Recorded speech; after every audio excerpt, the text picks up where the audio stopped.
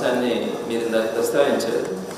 ఏదైతే కమిషనర్ గారి ఆయన గురించి నేను జనరల్గా పాయింట్ 1-4 సార్లు ఆలోచిస్తాను పాయింట్ మాట్లాడేటప్పుడు. కమిషనర్ గారి యొక్క అంటే దానికి ముందు ఇంకొక మాట కూడా చెప్తాను. ఇక్కడ ఉన్నటువంటి 54 మంది కార్పొరేటర్లు కానీ అలానే మిగిలిన సభ్యులందరికీ కూడా ఒక ఆశ అనేది ఉంటుంది. మనం గెలిచిన సుమారుగా 10,000 మంది ఎలక్షన్స్లో పార్టిసిపేట్ చేస్తే గెలిచిన మన తృప్తి ప్రతి కార్పొరేటర్ కూడా ఉండింది. అయితే గడిచినటువంటి 4 సందర్భాలు నేను రీజన్స్ అయితే లోపలికి వెళ్ళట్లేదు, కానీ ఒక్కరికి కూడా తృప్తి లేదు. నేను ఒక కార్పొరేటర్గా ఉన్నాను, నాకు ఒక గౌరవం ఉంది అనే భావన అయితే మెజారిటీ కార్పొరేటర్స్లో లేదు. ఒక విలువ అన్నది కనిపించట్లేదు. సో ఖచ్చితంగా ఇలాంటి సమావేశాలు రెగ్యులర్గా జరగాలని, కార్పొరేటర్లకి ఒక గౌరవం గుర్తింపు ఇవ్వాలని, అది నేను ఏ పార్టీని కూడా అనట్లేదు, అందరికీ కూడా ఉండాలని నేను మనస్ఫూర్తి కోరుకుంటాను. ప్రధానంగా అధికార పార్టీ, ప్రతిపక్షం ఇవన్నీ కూడా మీరు అన్నట్టు తాత్కాలికం. రేపు పొద్దున ఎవరు ఎలా ఉంటారో ఎవరు కూడా తెలియనటువంటి పరిస్థితి. అధికారుల విషయాన్ని కొంచెం తెలుసుకుంటే బాగుంటుంది అనుకుంటాను. ఇకపోతే నేను కమిషనర్ గారికి మీ ద్వారా తెలియజేస్తా ఉన్నాను. కమిషనర్ గారు నేను ఇంతకుముందు గతంలో ఇద్దరు కమిషనర్లతో కూడా మాట్లాడడం ప్రస్తావించడం జరిగింది. కానీ ఈ కమిషనర్ గారికి ఎందుకో ఫోన్ చేస్తే లిఫ్ట్ చేయడు. ఒక శాసనమండలి సభ్యుడిని, దీంట్లో ఎక్సెప్షన్ మెంబర్ని, అలానే శాసనసభ, శాసన మండలి, పార్లమెంటు సభ్యులు ఉన్నటువంటి ప్రివిలేజెస్ గురించి ఆయనకి తెలుసా తెలియదా నాకు అర్థం కాదు. ఇది నేను ఆయన మీద వేరే ఆలోచనతో కూడా చెప్పట్లా. ఇది నేను ఒక శాసన మండలి సభ్యులుగా, ఒక ఎక్సెప్షన్ మెంబర్గా చెప్పడం కంటే సభ్యులందరి బాధ కూడా మెజారిటీ అయ్యే ఉంటాయి. నేను జూలై 12వ తారీఖున అధ్యక్షుని ఒక లెటర్ రాశాను ఆయనకి. అంటే విఆర్ హై స్కూల్ స్టార్ట్ చేస్తా ఉన్నప్పుడు నేను రాసిన సింపుల్ పాయింట్స్ రాస్తాను. అంటే దాంట్లో ఏం చేయాలనుకుంటా ఉన్నాము, దానికి సంబంధించినటువంటి వెహికల్స్ ప్రొవైడ్ చేయాలనుకుంటున్నాము, అది దానికి డీటెయిల్స్ ఏంటి, ఇట్లా 4 పాయింట్స్ నేను లెటర్ని ఆయనకి పంపించేస్తా. నేను కింద సీల్ కూడా వేయించుకోవాలని చెప్పాను. దీనికి సంబంధించి 6 నెలలు అయింది, ఇప్పటికి కనీసం రిప్లై ఇవ్వదు. అదేవిధంగా ఆగస్టులో మళ్ళీ ఇంకొక లెటర్ రాశాను. అదేంటంటే జస్ట్ ఇది మరీ సిల్లీ మ్యాటర్. 43వ డివిజన్కి సంబంధించి ఓటర్ లిస్ట్ కావాలని అడిగాను. ఎందుకంటే ఎలక్షన్ వస్తుంది అని అంటా ఉన్నారు. ఓటర్ లిస్ట్ అడిగినాను. నేను ఆయనకు ఫోన్ చేసి నేరుగా అడిగితే కూడా ఆయన కింద ఉండే వాళ్ళని అడగమంటాడు, కింద ఉండే వాళ్ళని అడిగితే వాళ్ళు మళ్ళీ పైన అడగమంటారు. ఇది ఎంత అగౌరవం! అసలు మీ రెస్పాన్సిబిలిటీస్ ఏంటనేది మీరు ఒకసారి ఆలోచించుకోవాలి. 4 నెలలు అయింది, ఈ రోజు దాకా కనీసం ఓటర్ లిస్ట్ నేను తెచ్చుకోలేకపోయినాను. తర్వాత 9వ నెలలో మళ్ళా విఆర్ హై స్కూల్ గురించి మళ్ళీ ఒక రిమైండర్ పంపించి మళ్ళీ ప్రతిదీ కూడా నా దగ్గర విత్ సిగ్నేచర్ విత్ సీల్ నేను వేయించుకొచ్చుకున్నాను. వీటన్నిటి మీద కూడా మళ్ళీ 9వ నెలలో నేను 10వ నెలలో మళ్ళీ ఇంకొక లెటర్ రాసినాను.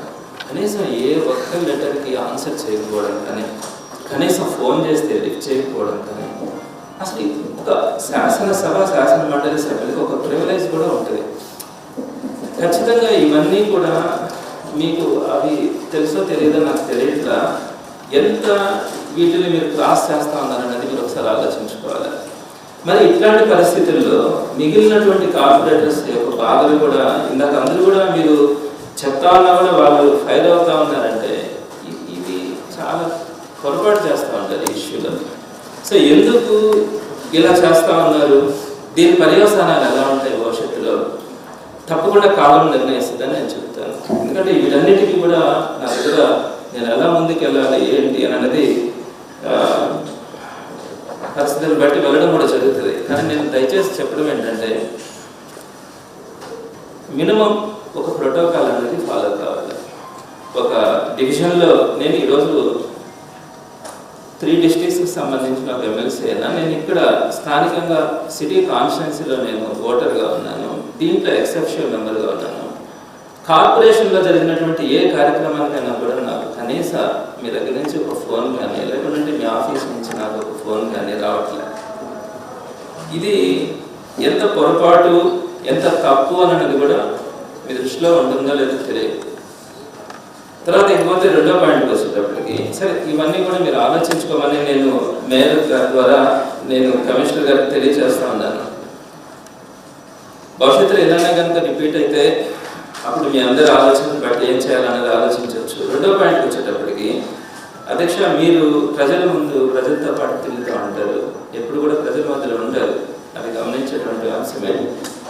ఇప్పుడు టోటల్గా 12 కెనాల్స్కి సంబంధించి ఒక్కొక్క కెనాల్కి సంబంధించి 3.5 మీటర్స్ ఈ కెనాల్ ఉన్నటువంటి ప్లేస్కి ఎక్స్టెన్షన్గా ఒక బఫర్ జోన్గా తీసుకొని ఆ కాలువలన్నింటి మీద ఉన్నటువంటి సుమారు 2500 ఇల్లుని తొలగించడానికి అందరికీ కూడా మార్కింగ్ ఇవ్వడం కానీ సచివాలయ స్టాఫ్ ద్వారా ఆ హౌసెస్కి వెళ్ళి వాళ్ళందరికీ కూడా ఇంటిమేషన్స్ ఇవ్వడం కూడా జరిగింది అధ్యక్ష. అయితే నేను ఈ విషయం మీద కమిషనర్ గారికి ఫోన్ చేసినప్పుడు మాత్రం కమిషనర్ గారు ఫోన్ లిఫ్ట్ చేసినారు, రెస్పాండ్ కూడా అయినారు.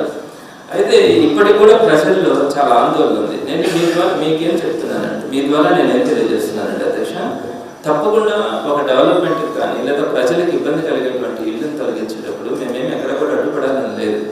కానీ తలా తోకాలైనటువంటి కెనాల్స్ ఉన్నాయి అధ్యక్ష. అంటే పై భాగం క్లోజ్ అయిపోయింది, కింది భాగం క్లోజ్ అయిపోయింది, మధ్యలో ఎక్కడో ఒక దగ్గర మీ ప్రాంతంలో 39 డివిజన్లో కూడా అదే ఉంది. మధ్యలో ఒక భాగంలో ఆ కెనాల్స్ ఉంటాయి. అవి గతంలో పంట కాలువలు ఉన్నాయి, కాలక్రమేణా ఈరోజు పంట కాలువలుగా కాకుండా డ్రైనేజ్ కాలువలుగా మిగిలిపోయినాయి. సో ఒకే ప్రాంతంలో 4 కాలువలుగా ఉన్నాయి. ఆ 4 కాలువల్ని మనం కార్పొరేషన్ అంటే పంట కాలువల నుంచి ఇరిగేషన్ దగ్గర నుంచి మనం కార్పొరేషన్ కింద తీసుకొని ఒక డ్రైనేజ్ కాలువగా ఒక పంట కాలువగా పెట్టుకోవడమా సరే అవి ఉంటే ఉన్నాయి. దానికి 3.5 మీటర్స్ బఫర్ జోన్ కిందకి తీసుకొని అన్ని కనుక ఇల్లు కనుక కట్ చేస్తా పోతే చిన్న చిన్న కొంతమందికి అది పూర్తిగా పోతాయి, కొంతమందికి అది చిన్న చిన్న ఇల్లు మిగిలిపోతున్నాయి. దాంట్లో ఉండడానికి కూడా అవకాశం లేదు. 2500 మంది పేదవాళ్ళు సఫర్ అయ్యేదనుకుంది అధ్యక్ష. నేను దీన్ని రాజకీయాలకి నేను మాట్లాడట్లేదు, కానీ దయచేసి నేను ఏమంటానంటే ఎక్కడైతే ప్రాబ్లం కరెక్ట్గా మీకు దృష్టికి ఉంటుందో దాన్ని తీస్తే పర్లేదు, కానీ ఈ ఉపయోగం లేనటువంటి ఎంక్రోచ్మెంట్స్ పేరుతో ఎన్హాన్స్మెంట్ పేరుతో వీటన్నింటినీ కూడా తొలగిస్తే నెల్లూరు చాలా అంటే నేను మా వైఎస్ఆర్సీపీ నుంచి అనట్లేదు, ఉన్నటువంటి సభ్యులందరూ కూడా బాధపడేటువంటి అంశం అవుతుంది. ఎందుకంటే వాళ్ళందరూ కూడా రేపు ఆన్సర్ చేసుకోవాల్సిన పరిస్థితి ఉంటుంది. కాబట్టి ఈ ఇష్యూలో ఒక క్లారిటీ కావాలని నేను మీ ద్వారా నేను అడుగుతున్నాను. First point. రెండో పాయింట్కి వచ్చేటప్పటికి ఈ అంతకుముందు అంటే ఫస్ట్ పాయింట్ ఈ కెనాల్స్ గురించి అధ్యక్ష.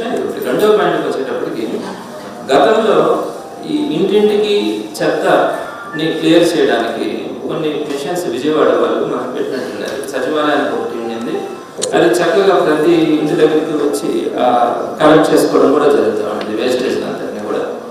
అయితే మనము ట్యాక్స్ కలెక్ట్ చేసి వాళ్ళకి కట్టకపోవడం కావచ్చు, వాటన్నింటి ద్వారా వాటికి అవన్నీ కూడా ఆ వెహికల్స్ అన్నీ కూడా ఈరోజు వాళ్ళు నడపకపోగా ఈరోజు మనం ట్రాక్టర్స్ని హైర్ బేస్ మీద తీసుకున్నట్టున్నాం.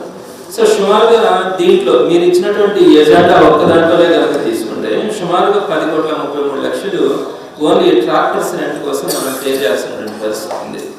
అది దీనికి సంబంధించి ఇంతకు ముందు అంటే ఏదైతే మనకి ఒక ప్రాజెక్టు ద్వారా విజయవాడ వాళ్ళు మనకి ప్రొక్యూర్ చేసి పెడతా ఉన్నారో దానికి ఎంత ఖర్చు అవుతుంది నెలకి అంటే ఆ వెహికల్స్ సుమారుగా సచివాలయానికి ఒక వెహికల్ పెట్టినట్టున్నాం, ఇప్పుడు డివిజన్కి 2 ట్రాక్టర్స్ పెట్టుకున్నట్టున్నాం. సో ఆ వెహికల్స్కి మనకి నెలకి ఎంత రెంట్ అవుతుంది. ఇప్పుడు మనం ఈ ట్రాక్టర్స్ పెట్టుకోవడం వల్ల మనకి దీనికి ఎంత రెంట్ మనం పే చేస్తా ఉన్నాం. నేను అనేది ఏంటంటే సర్వీస్ పరంగా తీసుకునేటప్పటికి ఇప్పుడు ఉన్నటువంటి ట్రాక్టర్స్ కంటే కూడా గతంలో ఉన్నటువంటి సర్వీస్ బాగుంటుంది. ప్రతి ఇంటికి రావడం కానీ అనౌన్స్ చేయడం కానీ చెత్త బండి వచ్చింది మీరందరూ కూడా మీ ఇంట్లో ఉన్నటువంటి చెత్తను మాకు హ్యాండ్ ఓవర్ చేయండి అని చెప్పడం కానీ ఇవన్నీ కూడా గతంలో జరుగుతున్నాయి. ఇప్పుడు అంత క్వాలిటీ అయితే లేదు, కానీ ఎక్స్పెండిచర్ పరంగా వచ్చేటప్పటికి పోయినసారి ఎంత ఎక్స్పెండిచర్ జరుగుతూ ఉంటుంది, ఇప్పుడు ఎంత ఎక్స్పెండిచర్ జరుగుతూ ఉంది అన్నది ఒక రెండో పాయింట్గా నేను మీ దృష్టికి తీసుకొని వస్తా ఉన్నాను. అదేవిధంగా ఇంకా పోతే మూడో విషయం వచ్చేటప్పటికి ఈ విఆర్ హై స్కూల్కి సంబంధించినటువంటి అడ్మిషన్స్ విషయంలో ఇది కమిషనర్ గారికి నేను నేరుగా ఆయనకే తెలియజేస్తా ఉన్నాను. Last time VR high school admissions జరిగినప్పుడు కమిషనర్ గారు ఒక్క అడ్మిషన్ అంటే ఒక్క అడ్మిషన్ కూడా హై స్కూల్లో జరగలేదు. సరే వాస్తవం, సరే మీరు నన్ను తప్పు పట్టచ్చు, నేను కాదని చెప్పట్లేదు. కంప్లీట్గా నేను ఆ టీం పేరు నేను ప్రస్తావించిన నాకు గౌరవం ఉండదు ఈ సభలో. ఒక టీం జరుగుతూ ఉంది అని చెప్పి నేరుగా నేను ఒక అడ్మిషన్ అడిగితే కూడా ఆ టీంతో మాట్లాడమని చెప్పడం కూడా జరిగింది. ఇది గవర్నమెంట్ ఇన్స్టిట్యూషన్స్ జరిపే ప్రాసెస్ అయితే అది కాదు. రేపొద్దున మనము నాడు నేడులో గతంలో 43,000 స్కూల్స్ డెవలప్ చేసినాం, పారదర్శకంగా జరిగినాయి. ఈరోజు దాతల ద్వారా చేసుకోవాల్సిన పరిస్థితి వస్తుంది. మంచిది, చేద్దాం, మనకు కూడా గవర్నమెంట్ డబ్బులు మిగులుతాయి. ఇప్పుడు విఆర్ హై స్కూల్తో పాటు ఇంకొన్ని హై స్కూల్స్ని కూడా మనం అడ్మిషన్స్ అదే అంటారు. సో నాడు నేడు అన్నది ఇప్పుడు క్లోజ్ అయిపోయింది. దాంట్లో మిగిలినటువంటి స్కూల్స్ని డెవలప్ చేయట్లేదు కాబట్టి గవర్నమెంట్ ప్రత్యేకంగా దాతల ద్వారా చేస్తా ఉన్నాను. కాబట్టి రేపొద్దున కూడా ఇదే ప్రాసెస్ ఉంటుందా? అడ్మిషన్స్ని హై స్కూల్లో ఏదైతే ప్రాపర్ హెడ్ మాస్టర్ దగ్గర ఒక అప్లికేషన్ ఉండడం, దానికి కొన్ని రూల్స్ ఉన్నాయి. ఒక అడ్మిషన్ ప్రాసెస్ అన్నది ఎట్లా జరగాలి అంటే ఫస్ట్ ప్రయారిటీ ఇవ్వాల్సింది ఆ చుట్టూరు ఉన్నటువంటి ప్రాంతం వాళ్ళకి ఇవ్వాలి, ఆ తర్వాత ఆ విలేజ్ వాళ్ళకి ఇవ్వాలి, ఆ తర్వాత మిగిలితే పక్కన మండలం వాళ్ళకి ఇవ్వాలి. ఇది ఒక సిస్టమ్ ఉంటుంది అంటే అడ్మిషన్ ప్రాసెస్ అన్నది. సో అడ్మిషన్ ప్రాసెస్ ప్రకారం చేయబోతా ఉన్నామా, లేకుంటే ఇది కూడా ఎవరికైనా ఒకరికి ఇచ్చి ఆ టీం ద్వారానే లేకపోతే ఇంకొకరి ద్వారానే అడ్మిషన్స్ చేసే పరిస్థితులు భవిష్యత్తులో కూడా కొనసాగుతాయా? నేను ఇక్కడ 3 పాయింట్స్ నేను మీ దృష్టికి తీసుకొని వస్తున్నాను అధ్యక్ష. దయచేసి మీరు దీనికి సంబంధించినటువంటి వివరాలు ఇస్తారని తెలియజేస్తున్నాను. ధన్యవాదాలు.